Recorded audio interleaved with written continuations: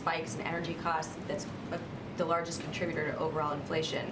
But the Fed chairman was on the Hill today, testified, he was asked a question, is the war the primary driver of inflation? And his answer was no. How do you square that? Is he wrong? I didn't hear what he said on that, but I think most people acknowledge that the price of fuel is a big driver of inflation. And in fact, they've put large percentages on it. And so his full quote was, no, inflation was high before, certainly before the war broke out. Well, I think most would say that the price of fuel has exacerbated inflation. And is there any concern that this gas tax holiday will increase demand and then thereby increase inflation? Some economists and analysts have been raising that. Yeah, I understand that. And I also know that this president is focused on costs for real people as well. And this cost of gas is the most tangible, most real for people at the pump. So he wants to do everything. He understands the importance of it. He's very concerned about inflation, obviously. It's a top priority. And he's also concerned about this price at the pump, and he's going to do what he can to resolve that. Primary driver of inflation in America? No, inflation was high before, certainly before the war in Ukraine broke out. The fact is still that on January 17th, gas prices were not high by historical standards. They were below what real gas price levels are over the previous decade. So when you talk about the run-up in gas, I don't think there should be any controversy anywhere partisan that is due to Putin's. They did go higher since the inauguration based on a number of choices that were made to end leases, to end pipelines. That is, in the beginning, those prices did start to increase at that point. It's disagree. Here, Secretary Granholm flew in over 800 miles. We were counting this up just this morning to be here with all of you to take your questions.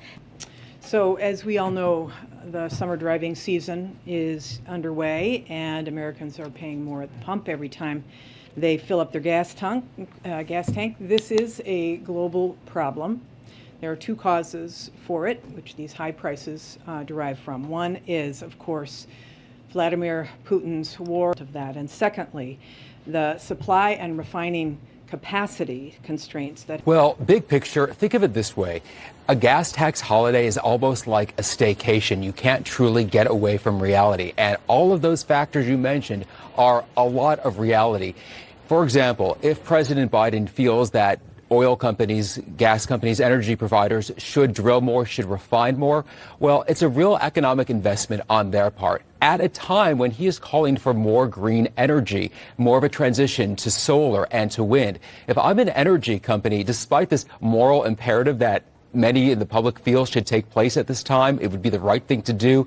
It's a really lofty investment when I'm not sure how much I'm going to get back in return.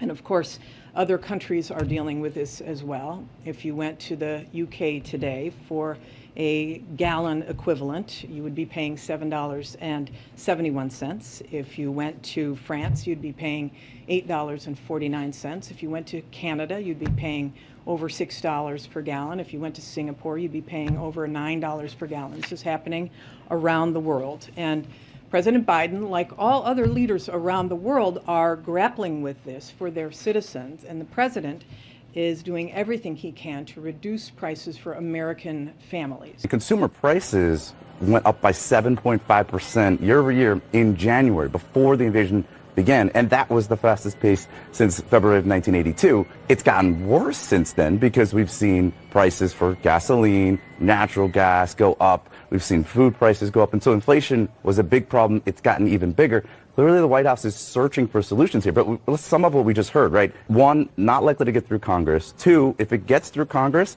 it's going to have a minimal impact on your wallet, right? What did we say? $2.70 every time you fill up your tank. Not a big mover. And then also it could backfire by making demand worse. It's not going to address supply. It doesn't help the revenue situation. There's a lot of drawbacks there. The only way out of these boom and bust cycles is to break that sole reliance, and that means diversifying our fuel sources by deploying clean energy. And that's why we're laying a foundation for this clean energy economy with the presidents, I know, have made the claim that this administration is in the way of domestic production, but the numbers here are inarguable.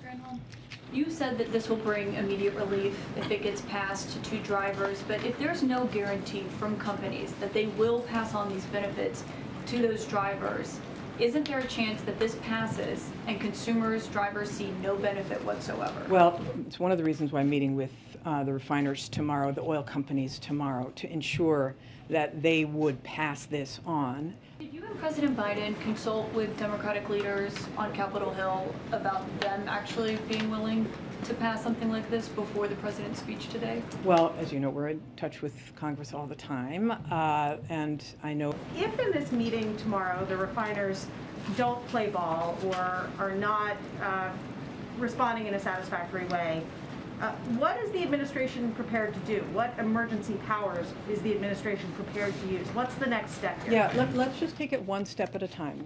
We know that there have been 6 refineries closed since 2020. I think 5 of them in 2020, 1 in 2021. And we want to ask, is there capacity to bring something back online, to expand? Is this the kind of thing where the DPA could be used? It's a tool. It's certainly a tool. Not to, let me just be clear about this.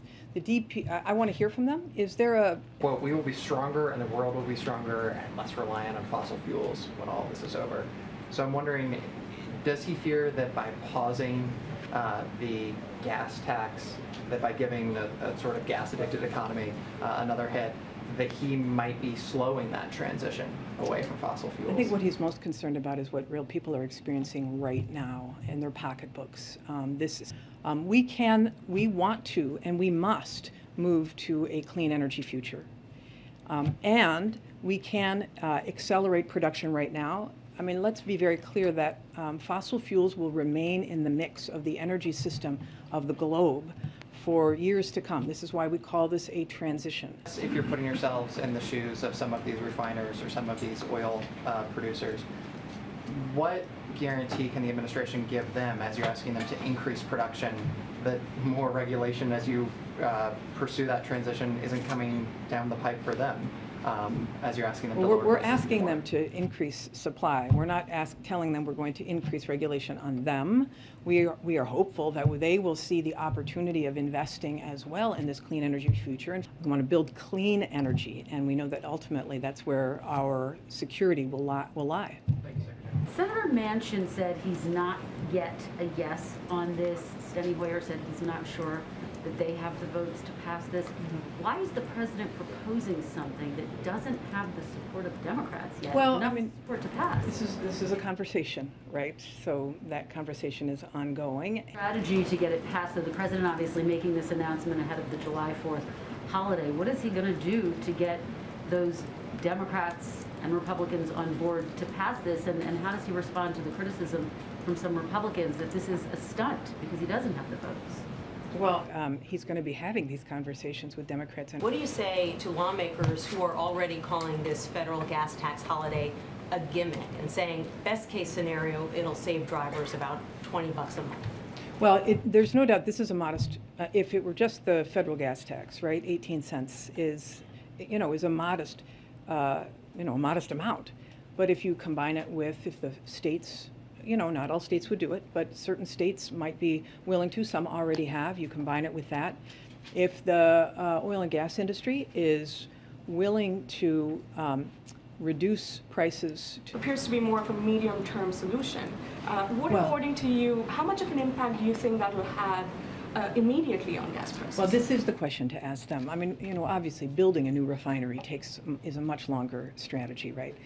But they have, there have been refineries that have been announced to be closed. There are some that have recently closed. What is the capacity? These are the questions. What is the capacity to bring some of that, and what is their capacity to bring more capacity online? These are the questions that we'll be asking. Who are expected at this meeting tomorrow with you are expected to talk about sort of urging the administration not to ban fuel exports, and that is something that we're reporting from sources. I'm just sort of wondering what your response to that would be if such a demand is made, and are you considering such a decision in the first place? Yeah, I will say this: There have been an awful lot of solutions that the president has been considering over